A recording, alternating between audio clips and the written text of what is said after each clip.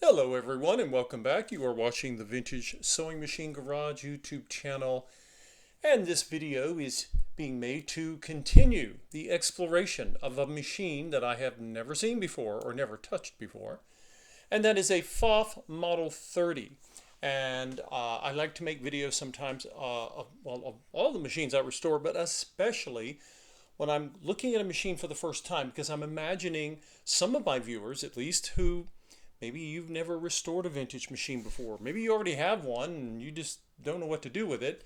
And I wanted to show you that it's okay if you haven't figured it all out, because even for someone like myself who has been in this hobby of restoring machines for 12 years plus, there are machines I've never seen. And so we go through the process, together of looking at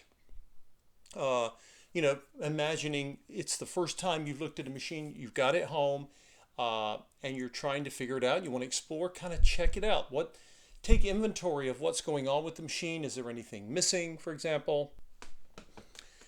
And during the last installment of videos on this machine, you can see here where I had put some pieces I've already taken off. Removed the belt, the clutch knob, the bobbin case, the clutch knob washer, and one of the brushes in the motor. Also removed in addition to the belt, the hand wheel, and discovered that this is a plastic hand wheel. And I was surprised, because I've never had this model. I'm used to Pfaff's being really heavy. This machine is. It's made with a lot of gorgeous steel. Not sure why Pfaff chose to, well, I have a good idea why they went with it. They chose plastic because it would lower cost. Now you might think, well, this is, what is this, late 40s, early 1950s? Why would they be doing that? Keep in mind that cost has always been a factor in manufacturing, and at some point there's a diminishing returns to cost. I was a little surprised to see this, but fortunately I've inspected it, and it is still in great shape. There are no cracks, there's no damage. So if you have a plastic hand wheel on any machine, the Pfaff or otherwise, that doesn't have to be a bad thing. You just want to be aware that unlike the steel, plastic can develop stress cracks. I don't see any here, and so that makes me happy and not a problem. So it doesn't have to be a problem, only if it's broken. And so if you were inspecting this, if I bought this in a thrift store, and I did not inspect the hand wheel because I wasn't thinking that the hand wheel would be plastic. I thought, well, my goodness, with this heavy beast, all this lovely steel, it's a German design made in England, but never mind. It never occurred to me that the hand wheel might be plastic. Some 1960s Japanese clone machines, I often, I should say late 60s, early 70s, you start to see the hand wheels made of plastic. So I'm used to looking for them there. So you learn something with every machine, right? So if you didn't think it had a plastic hand wheel, don't feel bad, because I didn't either. So what are we going to do next? So in the process of inspecting this machine to see what have I gotten myself into with this lovely shiny blast from the past, I'm going to take the bolt that holds the bracket to the side of the machine so we can get the motor off. Now, with many Singer machines, you can remove the motor by taking off the bracket, but very often you'll see that the light fixture is sometimes mounted to the body, and it might be wired to a terminal, so you have to be careful. In this case, the light fixture, just like on the Pfaff Model 6 that I restored before, it is actually attached to the motor. So when I take the motor off, then the light fixture comes with it. And I want to do that because, as I tried to illustrate in the last video, I really want to be able to look underneath the machine. But when you tilt a machine back on its back side, you have to be aware, even if you're cushioning it, light fixtures are somewhat delicate. I mean, you really don't want to bend or crack or damage anything.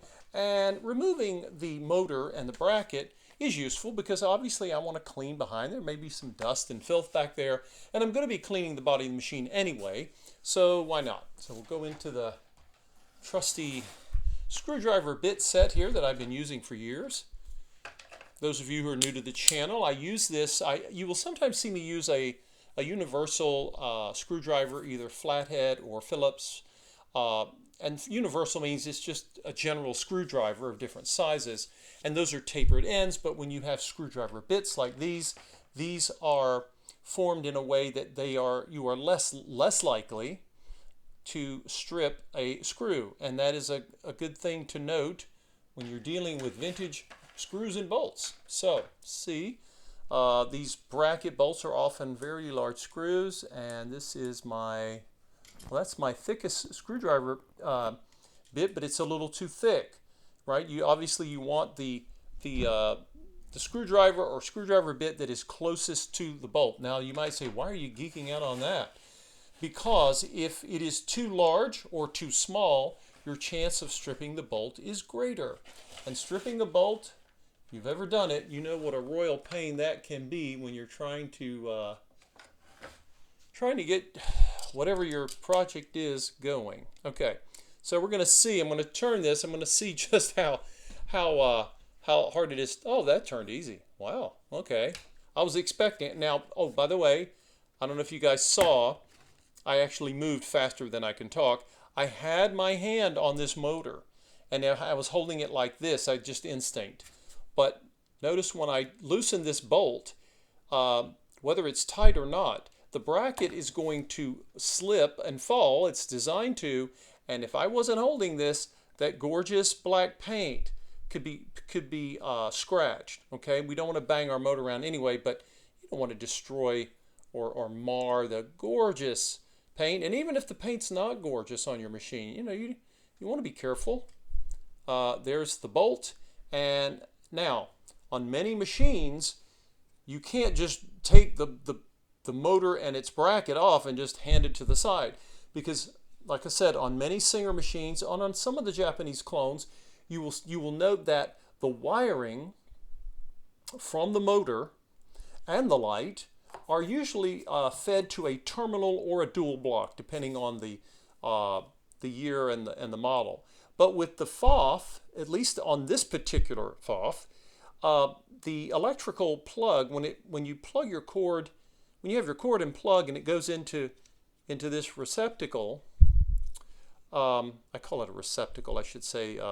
When you plug in your machine, the electricity that funnels here actually powers both the motor and the light because they're one. So this Pfaff is unusual. I don't often get to do that. That was pretty straightforward. Well, that was nice. Okay, now what you'll see, and I do this often, okay, and I'll be taking the bolt back off. If you're ever worried, oh, I got parts off my machine, what if I lose it? Well, this is a part that we know exactly where we can put it while we're overhauling the machine. Just put it back where it was. You don't have to screw it all the way in, but it should be there when you need it. So it's just one less thing you need to keep up with. All right, I'm going to get my machine, and sure enough, if you look, you'll see again, it's very common. It's possible that the motor hasn't been uninstalled since the machine was made. That is entirely possible. And so, again, I have a lovely decal here. Again, it says Pfaff, and then you see this crown. There's a crown. It's symbolizing that this is fancy stuff, I guess. In any case, remember, and I've shown all of you this before. I think I may have covered this on that earlier Pfaff, but it applies to machines generally. When we go to clean this body, we don't just go in with any cleaner we want, because the last thing we want to do is harm these beautiful decals. They're in such good shape. There's a little wear on the front, yes, but your decals are part of the aesthetic and heritage of your machine. So always tread carefully with those. All right. But the central focus of our efforts today are the Pfaff motor. Now, Pfaff did not use exactly the same exact motors with all of its machines. They went through a series of design changes, like all companies do. But this one, if we look at it, we see, of course, we've got the plug, right? There's this base down below that the motor is sitting on. And we have a couple of bolts here. And then what do we have here? Ah, I've already shown in the earlier video how to remove the brush cap and the brush. Now, you can, some people decide that they'll just check one brush and, well, because brushes normally, they wear at the same rate and they should always be replaced together. If you need to replace a brush, I don't do it that often because honestly, brushes take a long time to wear out, but they can. And this is why I check them. Now, what I'm doing is decided, well, maybe I should really check both brushes. Why? Because what if you have a machine that had a lot of hours and a lot of wear, and someone checked the brush that was easy to see and access and replaced the top one, which I've removed and it's fine. It's got plenty of life left, but I want to make sure that they did the one below. Now you can say maybe that's overkill, but why not check, right? It's not that difficult. Again, as I did with the other, as you turn and loosen the brush cap, which is a sort of a thick screw here, don't let go of it, okay? Don't just turn it because there's a spring under it and we don't want it flying through the air. And so now that I've unscrewed that but held it down while I was unscrewing it, and I'm going to pull and gently tug. Hopefully so the spring that is attached to the brush, got a little bit better light today, lovely sunlight here. So this brush is in fact the same, right? The brush that I pulled out when I did the first brush removal is exactly the same size, because brushes do wear evenly, but again, we don't know the history of maintenance on the machine. That's one of the reasons we do these inspections, this sort of overview. And so I just wanted to be sure. Now that I am sure, it's not a problem. In fact, since I've removed it, I'll go ahead and leave it out for the moment because I'll be cleaning that commutator. Okay, so if you remember, or if you have not, you can see my video on the Pfaff Model 6. It had some features that are similar to this motor system. It had a power plug at the base of the motor, yes, but on the other side it had a plug for the light fixture, and this one does not. This one is, the light fixture is definitely connected to the power input source, but it's done inside the motor. And this fixture, as I think I mentioned in the last video, it swivels. I have no intention of trying to spin this thing around. No, let's not do that. We know it swivels a bit, but I'm not going to do that because I don't really know how much travel it was designed for, right? Everything appears, now I don't see any issues with it swiveling. I think the swivel was meant just to swivel. I'll have to check the manual and I'll have to look at the pictures because the manual's in German. I can also look for an English language version of that manual. Now, look at this side, the light fixture side. Again, we don't have a separate plug for the light fixture like we did on the Model 6. And I'll have to check. I'm tending to think that the Model 6 came out slightly after this machine, but I'm not totally sure on that. But here, like we saw on the Model 6, notice I've got my hand on the other side here. I'm turning the motor belt pulley on the other side. And look, do you guys see the spinning motion here? That is the shaft, right? That's the motor shaft where the armature and the commutator are on. And it turns, obviously, but interesting that you see it exposed. Most motors have it covered. And that's a very interesting feature. So what am I going to do? I'm going to be searching for the commutator. And because we have brush access, I'll simply be going down into this. Now I don't need to take to sort of, if I can sort of clarify what I mean by this. When I'm cleaning the commutator, which is the copper ring that your brushes seat on, when I do that, I go down into the shaft here with a 99% isopropyl alcohol. As I've mentioned in recent videos, I do not sand commutators. I've tried it in the past. It worked fine, but I don't want to lose any copper off the commutator. I don't find the need to do it. These motors were designed to be very robust. They continue to run just fine, removing any carbon, or excuse me, graphite buildup that the brushes leave on the commutator. I find I get such good cleaning action with my alcohol and cotton swab approach that, you know, grinding off any copper patina or staining just isn't worth it. So now sometimes you can check. This is a dry. I haven't even put any alcohol in here. With my cotton swab, I can pull up. Sometimes you'll get some graphite powder that's stuck in the actual chamber itself. There wasn't. I mean, that may look like a lot, but it's really not. And so, since the motor is happy to sit with its bracket here, I'm going to find this probably just more practical to clean the commutator, so I'll do that right now. And so I've got my cotton swabs and my 99% isopropyl alcohol. A friendly reminder to you folks, remember what I've said, this concentration of isopropyl alcohol, this strong, is very, very corrosive to paint finishes generally. And the black finishes are the most vulnerable, but I would not put 99% alcohol on any paint finish on any of your vintage sewing machines. Just don't, okay? But just make sure that you're not going to splash anything. And I've got this, got my jar here, sitting here. And if you're worried, you can always move your machine, you know, just a little further away. Now, I'm going to have to get some more. I'm running low on my precision tip. That's the Q-tip brand. I have no sponsors here, but the precision tips are the ones that I typically reserve for things when I'm extra careful about getting any kind of shedding of a cotton swab. I don't want cotton fibers anywhere, and that's definitely true for the motor. So again, the cotton swabs are great because they hold alcohol, but they don't really, you know, you just put it in, you dab it once, and it doesn't really cause any dribble. It shouldn't, anyway. And now this was me mainly just cleaning out the little shaft that the brush goes down into, and, you know, I'm pulling out.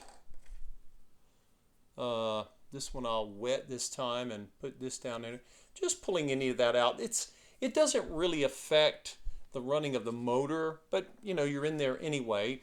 And the reason I do that first is I want to know how much graphite is built up on the commutator. Why is that?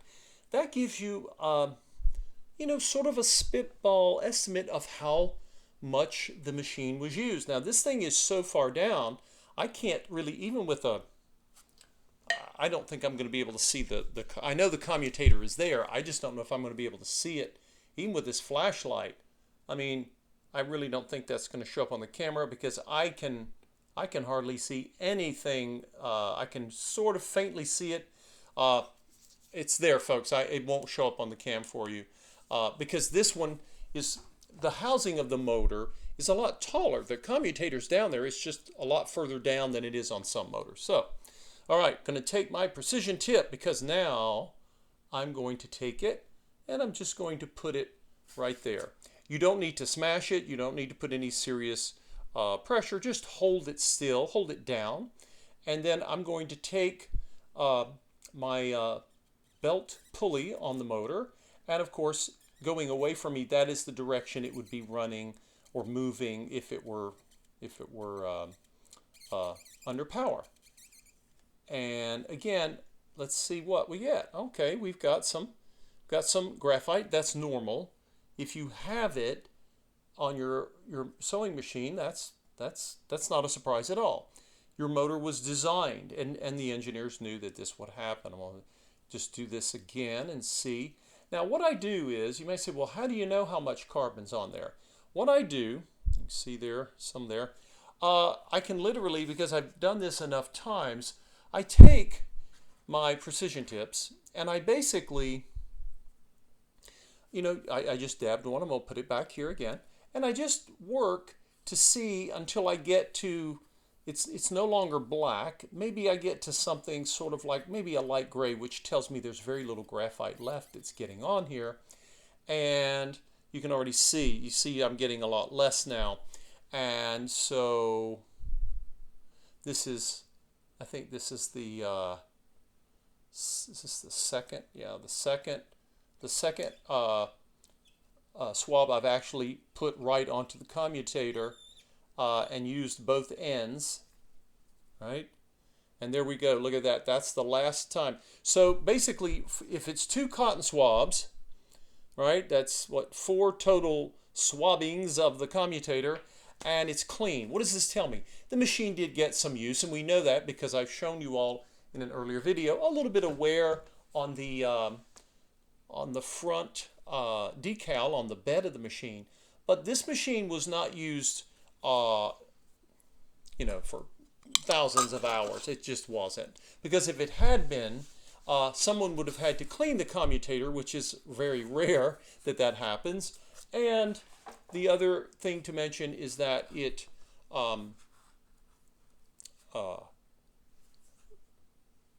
would, what would it tell us? It would tell us that if I had to keep going in again and again, it would tell me that the machine had been used a lot. But this is about average. Remember, these machines were used in families, but the number of hours that a home or domestic grade sewing machine was used is always going to be less than a machine that was used in a factory, right? Commercial sewing machines or industrials were used a lot. And I've got some sort of black buildup here. So, and again, be mindful of your light fixture there. Now, I do see, let's see here. Yeah, I'm getting quite a lot of this black, sort of black residue there. Now, this could be a combination of both dust and, now I'm going to switch over to my generic cotton swabs, because if I'm on the outside of the motor, I'm not all that concerned that I'm going to get shedding of my cotton swabs here. And I don't actually have any alcohol here. I'm just kind of going around to see, some of this is just built up dust. People were busy even back in the day. They didn't some people would just maintain their machines like in showroom condition, but others did not. And this was an original, this was in the same family. This is a one owner essentially, and it was donated to the thrift store, like some get donated, because maybe someone inherited it and said, well, I don't really sew, but it's a good machine. Let's donate it, and hopefully someone will use it. And so they did. So this is like I say, an interesting way. Cotton swabs can help you not only clean the machine, they tell you, what areas of the machine were extra dirty. But in terms of the commutator, I'm pretty happy with that. I think this machine has a ton of life left in it. Nowhere near worn out. But you can't just look at it based on what I just described and say, oh, well, plug it in and let's go. No, because what you should assume is that the machine has gone without maintenance, because the vast majority, 95% of the machines that I get, even if they were beautifully taken care of in terms of aesthetically, stored properly, they just may not have gotten used. Maybe the original owner was talked into a new machine later. Maybe they quit sewing. Who knows what we would say about that. But I can tell you, and I'm quite pleased, that this commutator is now clean, and it didn't really require that much effort to do so. But that is the technique I use. Many of you who know my channel have seen it before, and so I am going to simply go and put the brushes back. Now, the brush, remember, your commutator is going to be the surface of it. Pretend it's going to be shaped just like this sort of round protrusion here. Okay, so when you look at your brush, okay, you want the curve that's in the brush. It only works in one direction, right? It's not both. So notice if I hold the brush this way, I think I'm going to need to zoom in here for you guys. Woo, okay. You guys see the brush, and you see, if you look closely at it, if I get it in the right light here, you'll notice I have the curve of the brush is on the same plane, the same dimension as the commutator. Okay, this itself is not the commutator, but it's in the same shape. It's mimicking the shape of it. So when we put, and you'll notice that the shaft of the brush space is square because the actual brush is square, but it's curved. You can see that, I think you can see the curve there, and that's because it has formed to the commutator as it was supposed to. So I want my curve going so I can see it. If I turned it the other direction, you wouldn't see the curve. So we're going to put it in just like that, and we have that. And we're going to, now you don't have to, if your spring still sort of hangs out, just let it, guide it gently down in there, and it should look something like that on this machine. The length of springs that are attached to brushes will vary depending on the motor and the machine model. Now, again, you want to make sure that this one is not that hard to target, and then you push down, and then you just start. Again, hold it as you're trying to get it threaded. This brush cap that you see me holding, it looks like a screw nut, but it's plastic. So and you're screwing it onto a steel thread. So just be patient. Notice I'm turning it and I'm waiting to see if it wants. Yes, now it's turning. If you start to do this and it's fighting with you and it's pushing back, you want to stop because it means you're not quite threaded properly. You don't have the thread started well, and if you keep forcing it, you will strip it, and these strip easy. Now I'm taking my screwdriver. Do not tighten this very hard. I'm just sort of getting a feel for where it stops, and if as I turn it to the right, remember right tight, and it stops. As soon as it stops, I do. This thing has long threads, guys. Once you snug it down and it stops, just don't keep going because you could damage this, and you don't. I mean, it's not going anywhere. That spring's not that strong. Okay, so there you're good. You're good to go there. And I'll just do the same thing here with the one I took off in the last video. Where are you? Where are you, motor brush? Okay, and we're going to do the same thing here. So again, I've got, you can see the curve. It's not a dramatic curve, but you should be able to see that. Look at the end of the brush. It's not totally flat. There's an arch to it. It's a fairly shallow arch, and I'm simply going to put the brush. I need to get my light fixture out of the way. It wants to swivel. I'm going to keep the arch right in the same plane as, pretend that's the commutator right there, and I'm simply going to align it into that square opening and then let it settle, and again it's going to be about like that. And we'll do the same thing with this brush cap. These brush caps are more substantial than some. When you get to the brush caps of the motors from the Japanese, a lot of the Japanese machines in the 50s and 60s, they get very delicate, very fragile. You got to be extra careful. Now, notice what I'm doing here. As I lower this down, I don't start turning like crazy because I got to get you do this by feel. Start turning to the right and see, does it want to turn smoothly? Remember, you got to hold it not hard, just put enough pressure so it doesn't go flying, and it's turning lovely. That tells me it's on those threads. There we go. In fact, I actually just tighten it by hand. You can't always do that with brush caps because some of them are just, they're like 1/8 of an inch high, but these are big, giant jumbo caps, so they're easy to deal with. So again, I'm just checking, right? So watch as I turn my screwdriver tip. It stopped right there, and I stopped. It's not going anywhere, and that's how much effort it should take you. If you're having to really wrench on it, you're probably not far from snapping it because again, it's plastic. So many of us have learned hard lessons when we've had plastic, and a lot of new consumer products are crap because of that, because they use cheap materials. So, but the plastic brush caps were used not because they were cheapening out, because plastic is not metal, and you didn't want to have that electricity traveling to anywhere where people might touch. Okay. All right, so that did not take a now. By the way, when you're doing something like this, you're examining the motor, and I'm going to take my I've got my flashlight, and this is just a cursory glance. What am I looking for? Looking for any major sources of any kind of dust. A lot of times dust will get sucked in there, and you can take a wet, 99% alcohol, no water.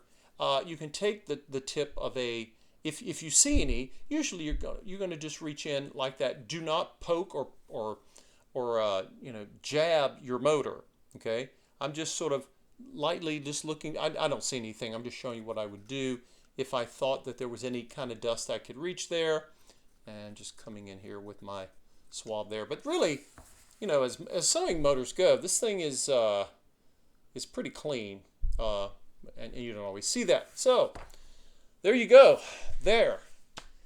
That is how I have inspected this motor. I have not plugged it in yet. I have not heard it run. So I need to hear the sound of it. But again, I wanted to check this before I did anything else. And stay tuned for the next little installment here as if you want to follow along as I work to inspect the Pfaff Model 30, because inspecting before I start overhauling is important. It tells me something at least about the machine's history, maybe how much it was used, how much it was cared for, and I need to kind of know these things. I like to know them before I ever start plugging something in and testing it to run. I know that people get excited sometimes. Oh, I just got this machine. Let's start using it. No, no, no. Don't do that. It doesn't mean you bought a bad machine, but this machine's been asleep, and I can tell you this one's been asleep for a while. Maybe not as long as some, but an ounce of prevention, folks, worth a pound of cure. I appreciate all of you watching this channel. If you have not subscribed, just click on the subscribe button there. And if you would like to donate to my efforts, you can click on the Buy Me a Coffee link. It will take you to my Vintage Sewing Machine Garage Buy Me a Coffee location. That's my page there. And you can donate to any level you would like. And that will really help me finance the purchase of more of these machines. 95% of all the machines that I restore, I have to purchase.